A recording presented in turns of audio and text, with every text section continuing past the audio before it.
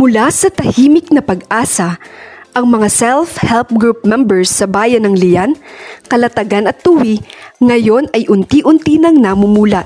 Lumalakas ang loob at gumagawa ng mga mumunting hakbang tungo sa mas maliwanag na kinabukasan. Hindi lamang para sa kanilang sarili, kundi para rin sa kanilang pamilya at buong komunidad. At sa bawat pagtitipon at pag-uusap, tila unti-unting nabubuksan ang isang pinto. Isang pinto patungo sa mas malawak na mundo kung saan natuklasan ng mga kababaihan ang kanilang tunay na kakayahan.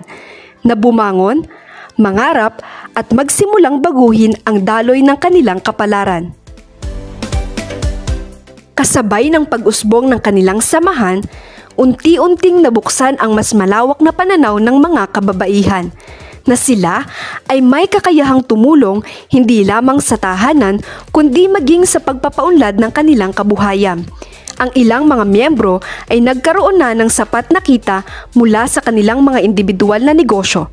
Dahil dito ay nakakaya na nilang matugunan ang mga pangangailangan ng kanilang pamilya, lalo na ng kanilang mga anak.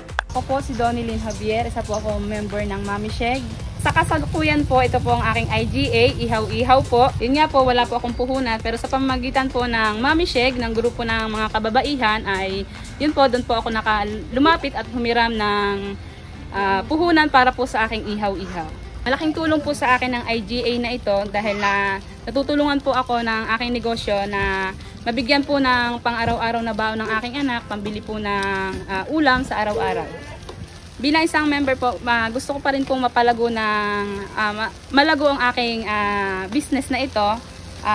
Yun po ay sa tulong ng aming grupo ng Mami Sheg, at kung ako po ay luluobin pa na makahiram ng magiging puhunan, ayun po ang magiging dagdag puhunan po para sa aking tindahang Ihaw-Ihaw po.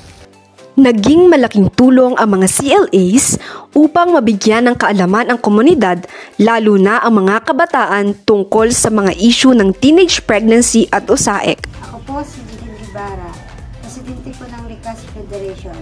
Bilang adult support po ng Per Educator, ang ginagawa po namin ay kami po yung nakikipag-ugnayan sa mga barangay at mga school pag merong gagawing activity, roll out po ang mga Per Educator.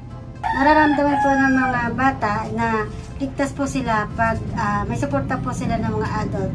At pag meron pong adult support, ang mga bata ay madaling makahikayat din po ng mga kapwa bata sa tulong po ng Per Educator pag magkakaroon po sila ng mga activity sa community.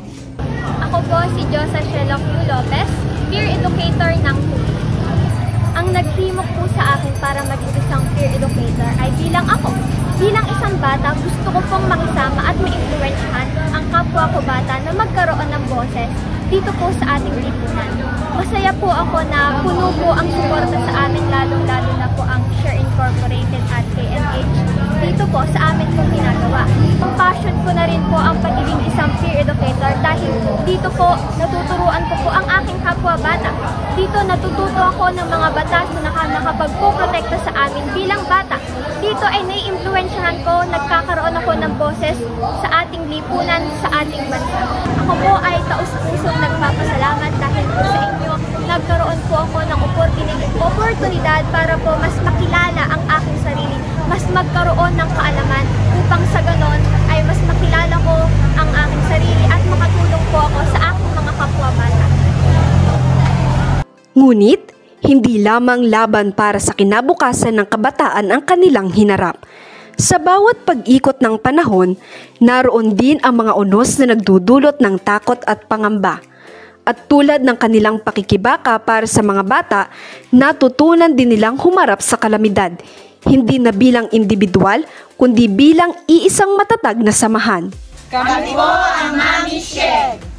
Nagbuo kami ng disaster plan para sa mga halimbawa may susunod na kalamidad, meron kaming madudukot. Napagkasundoan namin na magkaroon ng disaster fund, hindi lang para sa sarili namin. Gusto rin namin makatulong sa iba.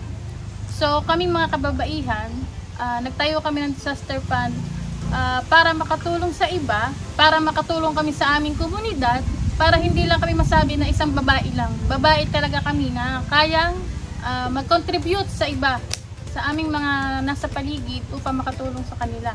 Magkaroon man po ng isang pangyayaring hindi inaasahan sa aming kapwa, meron po kaming maitutulong. Meron po kaming fund para po ma-share namin sa kanila.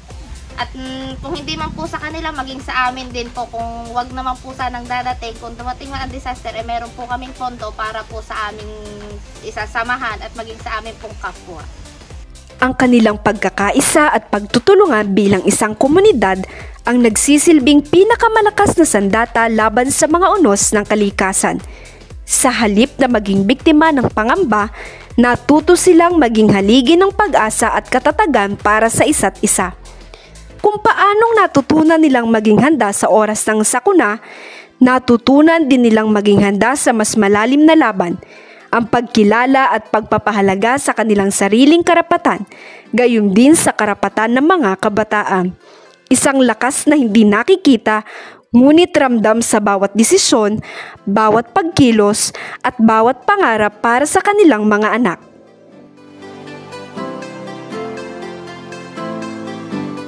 Mula sa mga tahanang puno ng tahimik na pangarap, ngayoy maririnig na ang matatag na tinig ng kababaihan. May tiwala, may paninindigan. Sa gabay ng self-help approach ng Share Inc., natutunan nilang kilalanin ang kanilang halaga, yakapin ang kanilang kakayahan, at magsama-sama para sa mas maliwanag na bukas. Sa bawat hakbang, dala nila ang pag-asa ng pagbabago para sa sarili, pamilya, at komunidad na sabay-sabay aahon tungo sa bagong kinabukasan. Ang kababaihan Ang kinabukasan.